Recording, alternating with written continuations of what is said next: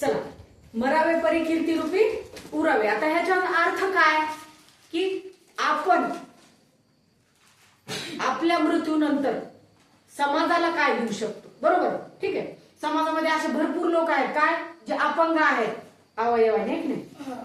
मग कधी कधी काय होतं, काही लोक तरुण वयामध्ये मरतात, खूप लवकर मरतात. मग त्यांचे जे अवयव असतात शरीराचे ते आपण काय करू शकतो, डोनेट करू शकतो. दुसऱ्याला काय होऊ शकतो, त्याचा फायदा होऊ शकतो. मग त्याच्यासाठी आपण काय म्हणू शकतो, मरावे परी कीर्ती रूपी उरावे. म्हणजे तुमचा एखादा अवयव, एखाद्याला समजा डोळे नाहीत, अंध व्यक्ती आहे आणि तिला जर समजा एखाद्या तरुण वयामध्ये ऍक्सिडेंट मध्ये मेला माणूस, लवकर दवाखान्यामध्ये गेला, ते जर मेला असेल तर त्याचे डोळे काय होऊ शकतात, दुसऱ्याच्या कामाला येऊ शकतात. दुसरं जग बघेल ना त्याच्या डोळ्याने, कारण मेलेल्याला त्याचा काही फायदा आहे का, नाही. मग तो जिवंत आहे, त्याला जग दाखवू शकतो आपण, आहे की नाही. मग ते काय करू शकतो आपण, कशाच्या सहाय्याने होऊ शकतो, आपण ते आपला अवयव काय केलं पाहिजे, अवयव दान केले पाहिजे. काय केलं पाहिजे, अवयव. मग आपले जे शरीराचे अवयव आहेत ते दान करण्यासाठी पण आपल्याला अगोदर माहिती पाहिजे की मृत्यूनंतर जिवंत किती काळ राहते. बरोबर, आपल्या शरीरामध्ये कुठला अवयव किती तास जिवंत राहतो आपल्या मृत्यूनंतर, हे बघणं गरजेचं आहे. तरच आपण डोनेट करू शकतो की नाही बॉडीला. आणि त्या जवळ ज्या मेडिकल सुविधा आहेत त्याच्याशी संपर्क साधून काय होऊ शकतात, ते डोनेट करू शकतो आपण अवयव. मग आपल्याला अगोदर बघायचंय की मेल्यानंतर किंवा आपल्या मृत्यूनंतर आपल्या शरीरातले अवयव किती तास जिवंत राहतात. ठीक आहे, मग बघूया. चला, सुरुवातीला किडनी. 26 किती, 26 किडनी किती तास जिवंत राहते, 26 hours. 26 तास जिवंत राहते. आपण ही 26 तासामध्ये कुणालाही देऊ शकतो आणि दुसरा माणूस काय होऊ शकतो, जगू शकतो. ठीक आहे. त्याच्यानंतर आलं आपलं लिव्हर आहे.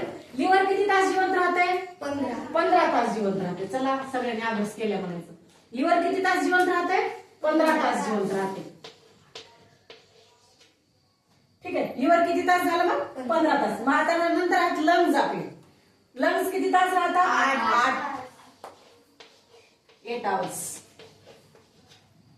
बघा, ब्रेन हा एवढा काही तासामध्ये जिवंत राहत नाही. ब्रेन किती म्हणून राहतो, 20 minutes. तर 20 मिनिटं राहतो. म्हणून ह्याला लवकरही करतात. बघा, ब्रेन किती तास राहतो, तास नाही राहत, किती मिनिटं राहतो, 20 मिनिटं राहतो. आणि मग त्याच्यानंतर आहे हार्ट. ब्रेन पेक्षाही नाजूक भाग आपला अजून कुठला आहे, हार्ट आहे. दोन्ही ब्रेन ही आहे नाजूकच, ब्रेन महत्वाचा पार्ट आहे. मग आता राहिलं हार्ट. किती तास राहतं, मिनिट 10 मिनिट. मिनिटात राहतं. किती मिनिटं राहतं मग, 10 मिनिट, ओनली 10 मिनिट. हा, आता त्याच्यानंतरचा अवयव आहे डोळे.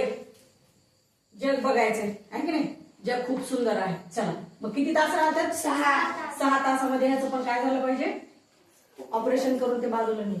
परत केस 6 तासच राहतात. केस पण किती तास राहतात, 6 तासच राहतात. आपली स्किन, त्वचा 4 तास जिवंत राहते मेल्यानंतर. आणि नेल्स, नख 6 तास. 6 तास. आता हे झाले आपल्या शरीराचे अवयव आपण मेल्यानंतर किती तास जिवंत राहतात. ठीक आहे, मग ह्या अवयवांचं ज्यावेळेस डोनेट करतो आपण त्यावेळेस काय केलं जातं की पूर्ण त्याच्या अगोदर पूर्ण मेडिकल ह्याच्यामध्ये तयारी केली जाते. हार्ट आणि ब्रेनची जे आहे ते पूर्ण तयारी केली जाते आणि पटकन त्याचं काय केलं जातं, ते काढला जातो अवयव आणि त्या कृत्रिम ह्याच्यावरती ठेवला जातो. हार्ट कशावरती ठेवलं जातं, पंपिंग वरती ठेवलं जातं. ब्रेन पण कशावरती ठेवला जातो, कृत्रिम ह्याच्यानुसार तो चालू ठेवला जातो आणि तिथे गेल्यानंतर काय केलं जातं, त्याचं ट्रान्सप्लांटेशन केलं जातं. ठीक आहे, मग ते वहन करण्यासाठी तशी तशी सुविधा असते मेडिकल ह्याच्यामध्ये आणि ते त्याच्यानुसार डोनेट केलं जातं आणि दुसऱ्याच्या शरीरामध्ये त्याचं काय केलं जातं, प्रत्यारोपण केलं जातं किंवा ऑपरेशन ते काय केलं जातं, फिट केले जातात शरीरामध्ये अवयव. ठीक आहे, ओके. मग हे झाले मृत्यूनंतर आपले अवयव किती तास जिवंत राहतात त्याची माहिती. मग आता ही विसराल का कधी परत, नाही. विसरायची का नाही. लक्षात ठेवली पाहिजे, ठेवायलाच पाहिजे. ठीक आहे, ओके. Done.